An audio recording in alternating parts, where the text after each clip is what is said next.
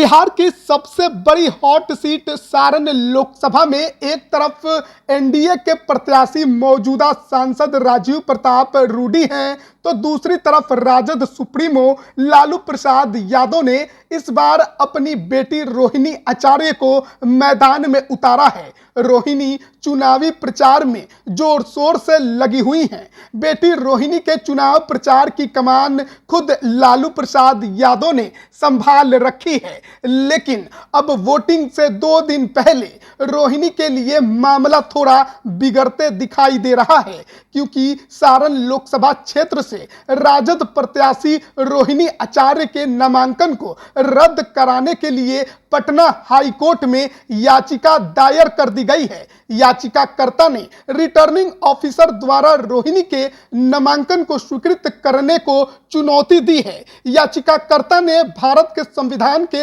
अनुच्छेद 84 और 102 का हवाला देते हुए कहा है कि डॉक्टर रोहिणी आचार्य लोकसभा चुनाव लड़ने के योग्य नहीं है, जिसकी वजह से उनका नामांकन रद्द कर देना चाहिए। याचिकाकर्ता का कहना है कि डॉक्टर रोहिणी के पासपोर्ट और कई महत्वपूर्ण तथ्यों की जांच सही से नहीं की गई, जैसे कि उन्होंने 7 वर्षों से अधिक समय से सिंगापुर में रहते हुए वहां की नागरिकता हासिल की है या नहीं। उन्होंने रोहिणी की नागरिकता पर ही सवाल उठाया। याचिका में भारत के संविधान के अनुच्छेद 84 एवं 102 का हवाला देते हुए बताया गया है कि रोहिणी लोकसभा चुनाव लड़ने हेतु अयोग्य हैं। याचिका में कहा गया है कि रोहिणी सिंगापुर की रहने वाली हैं और अपने नामांकन पत्र के साथ ही कई सारे गलत तथ्यों को अंकित किया गया है। उनके किसी भी घर का पता सारण या पटना जिला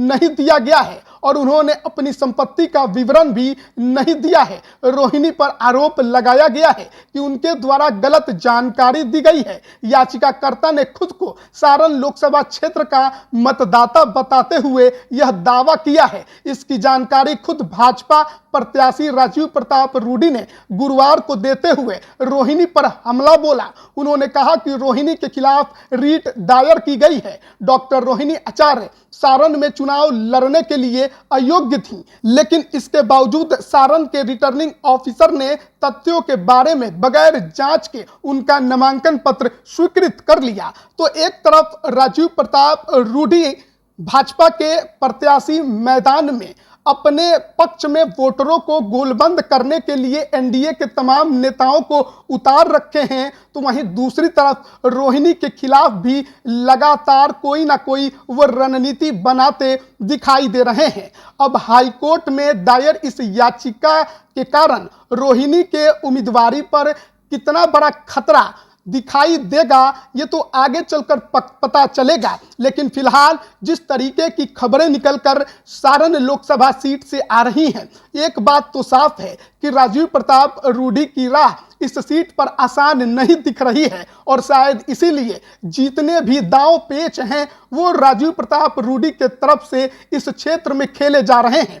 अब से 2 दिनों के बाद 20 मई को इस क्षेत्र में वोटिंग होने वाली है और उससे ठीक 2 दिन पहले ये मामला अब हाई कोर्ट में पहुंच गया है। अब हाई कोर्ट के तरफ से इस पर क्या फैसला होगा ये तो आने वाला वक्त बताएगा, लेकिन फिलहाल रोहिणी आचार्य दमखम के साथ मैदान में उतरी हैं।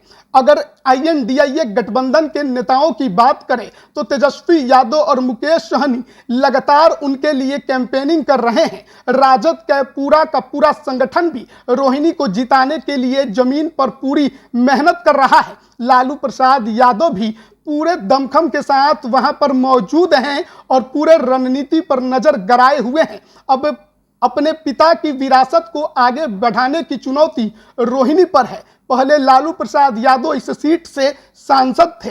पिछले 2 बार के चुनाव में लालू प्रसाद यादव का परिवार इस सीट पर राजीव प्रताप रूडी से हार चुका है। पहली बार चुनावी मैदान में रोहिणी आचार्य उतरी हैं और अपने पिता लालू प्रसाद यादव के परंपरागत सीट पर उन्हें चुनाव लड़ाया जा रहा है। सामने मौजूदा सांसद राजीव प्रताप रूडी हैं, जिनके लिए प्रधानमंत्री नरेंद्र मोदी ने भी प्रचार किया और आज योगी आदित्यनाथ भी छपरा के शहर में आपको दिखाई देंगे जो कि राजीव प्रताप रूडी के लिए वोट मांगेंगे। तो देखना बड़ा दिलचस्प है कि 20 मई को जनता किसके पक्ष में फैसला सुनाती है। लेकिन हाईकोर्ट पर भी नजरें होंगी कि हाईकोर्ट इस याचिका पर क्या फैसला सुनाता है, क्या वो रोहिणी के पक्ष में जाएगा या रोहिणी के खिलाफ में।